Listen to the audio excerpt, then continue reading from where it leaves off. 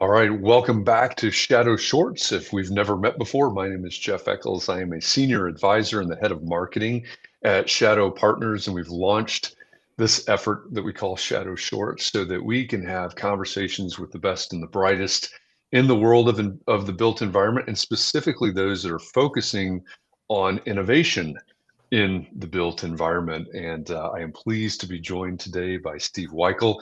He is the industry chair of the Real Estate Transformation Lab at MIT, amongst other things, of course. And we were just talking backstage before we went live. I'm really looking forward to this conversation. This is going to be a lot of fun. So, Steve, thank you. Welcome. Glad that you're here today. Thank you, Jeff. I'm delighted to be here as well. So, as we were talking, as we were getting ready, one of the things that we sort of touched on was this idea of built environment transition, or BET. So for those of us that don't know what built environment transition is, what does that mean and what are you working on there? Yeah, that's a great question, Jeff. It's actually a kind of a new inquiry that we're making at the Center for Real Estate in the lab. And the built environment transition, we are seeing some meta trends or mega trends that are impacting the built environment, some really big ones. And these will be familiar to your listeners. Climate change, breakthroughs in science and technology, sociogeographic trends, for example, hybrid work, which is really about the people. It's not the built environment responds to these kind of social changes that are happening. And we think, and by the way, those are just kind of three big ideas. There are other things going on, but we think this is going to cause, as my colleague, Professor Dennis Frenchman says, an epic reordering of the planet. Now, there might be a little hyperbole in there, but on the other hand, there's going to be a significant kind of reordering of the built environment and the various aspects that we all work in. That makes a lot of sense. I mean, it's when I think of built environment, right, coming from an architecture background, of course, in my past, we would be designing things, we'd be designing the built environment, but you could never do that in a vacuum because it has an impact on the people, has an impact on the planet, of course, all of these things that we talk about. So it makes sense that that's a two-way street, or even, multiple different avenues there. So when you think about the three that you named off and beyond, what's going to have the biggest impact, or are you even measuring in terms of relative scale?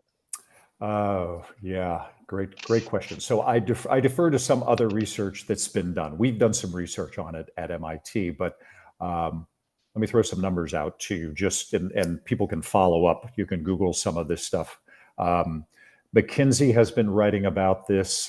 Fifth Wall, a big VC, has been talking about some of these elements. There was a recent work from home and office report from, I think, some researchers from Harvard and one of the other colleges. But let me give you some numbers. The retrofitting the existing energy and land use infrastructure, which would include real estate, but retrofitting that to net zero is expected to trigger $275 trillion in spending through 2050. So that's with a T. Even if McKinsey is off by 100%, it's still a huge number. So that would be net zero retrofitting kind of our world for net zero. Now, Greg Smithies from Fifth Wall has said that estimates that existing commercial buildings might require anywhere from 18 to $36 trillion to decarbonize. So is that a subset of that big number? Yeah, probably by some measures. The other one from that Harvard report on the impact of remote work on U.S. commercial office property is estimated to cause a destruction of value of $413 billion.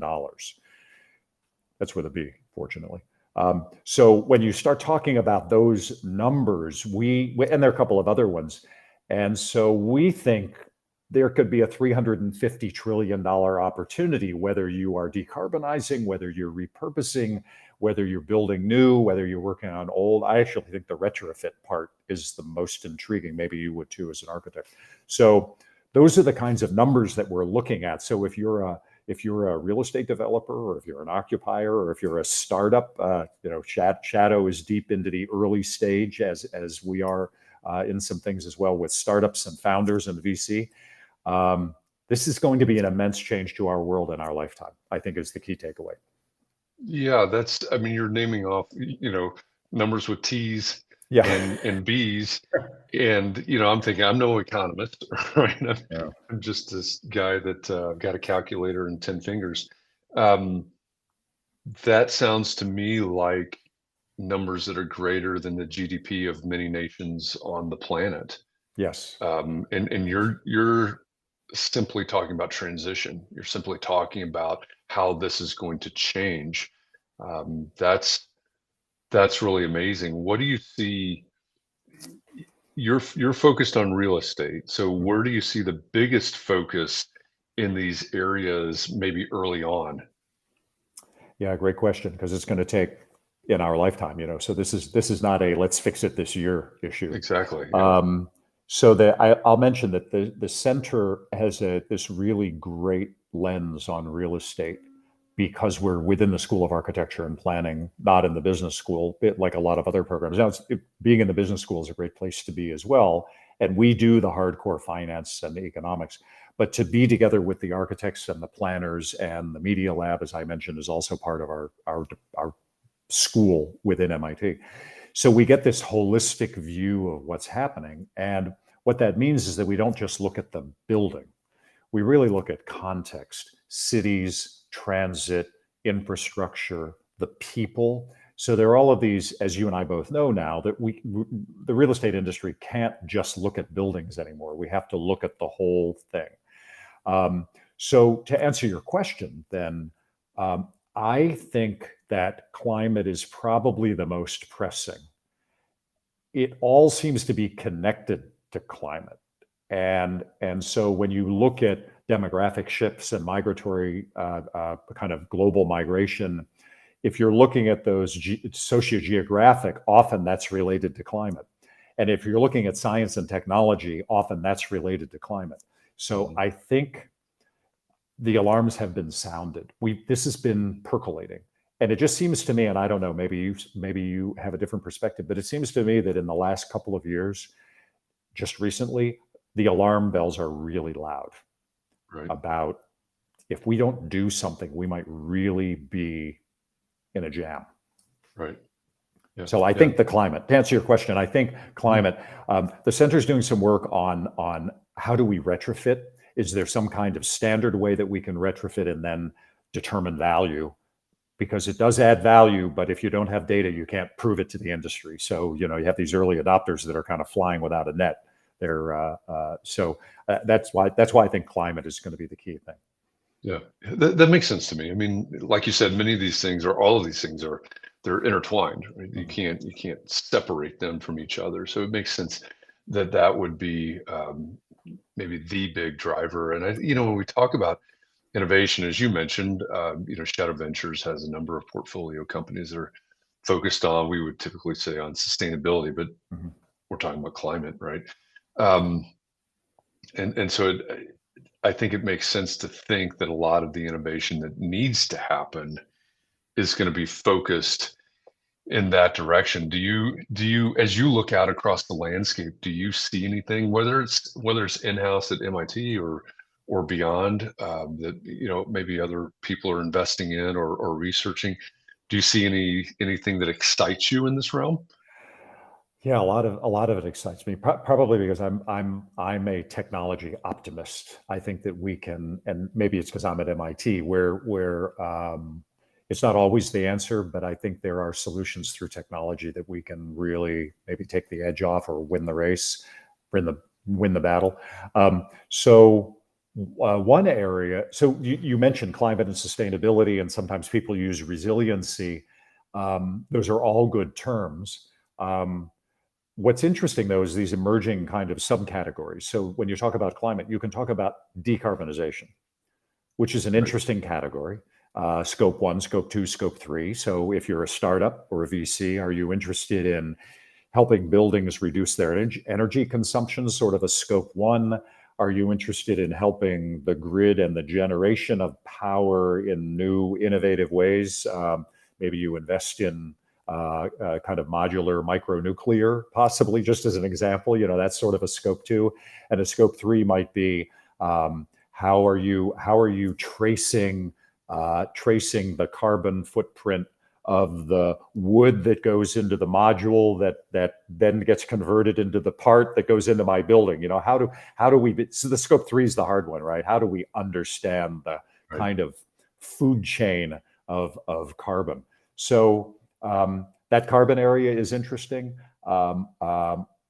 There's a kind of an area of that where, what about carbon capture? I saw a great example. I don't know if it has an MIT connection, maybe it does, where they think they can capture carbon through the air handlers on the HVAC system.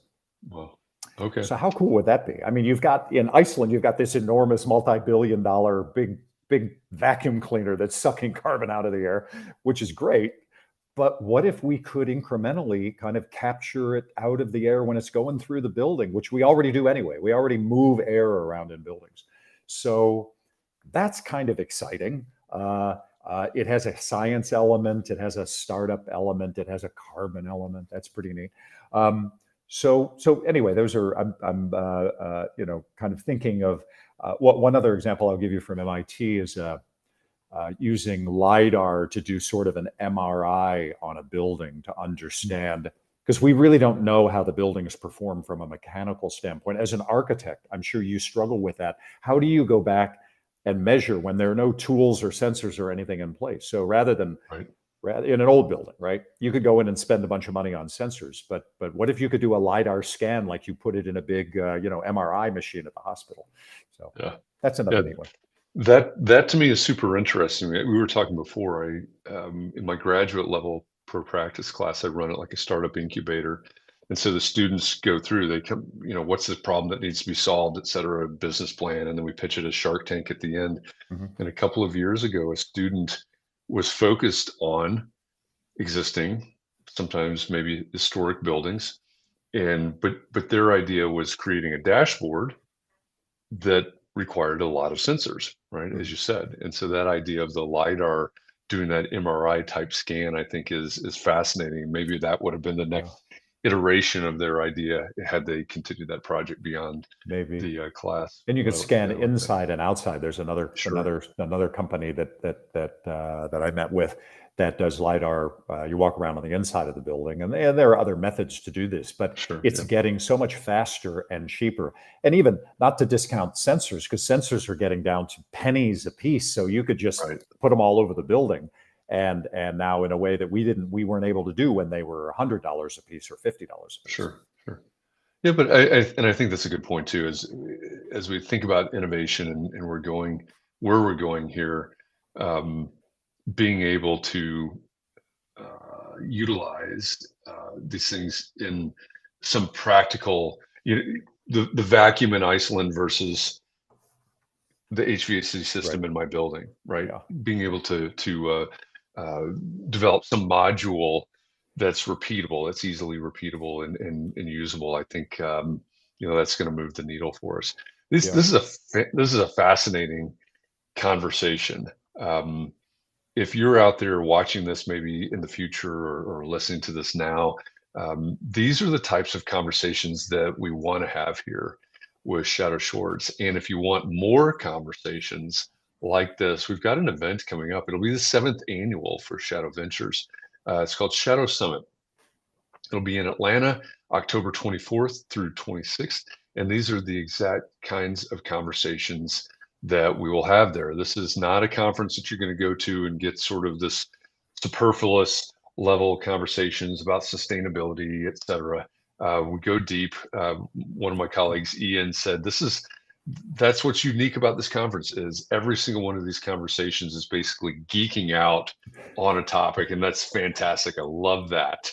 Our CEO, KP Reddy, said that Shadow Summit 2023 will be a recap of everything that's happened in terms of innovation in the built environment and a preview of what will happen, what you need to plan for, what you need to budget for as you look at innovation in the built environment for 2024. So if you want more information, we're constantly updating the site now, shadowsummit.com. Schedule will be out, speakers will be out very, very soon. So go to shadowsummit.com to find more information about that. Steve, if people want to know specifically about what's going on in your area at MIT or anything else that you're working on, where should they go? How do they contact you?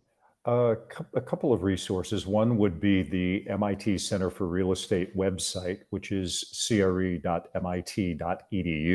Sign up for the newsletter that we send out every month that gives updates on the research from the various labs. I think that's a great resource. The other possible resource is the Sensible City Lab within the School of Architecture and Planning, also the Media Lab website.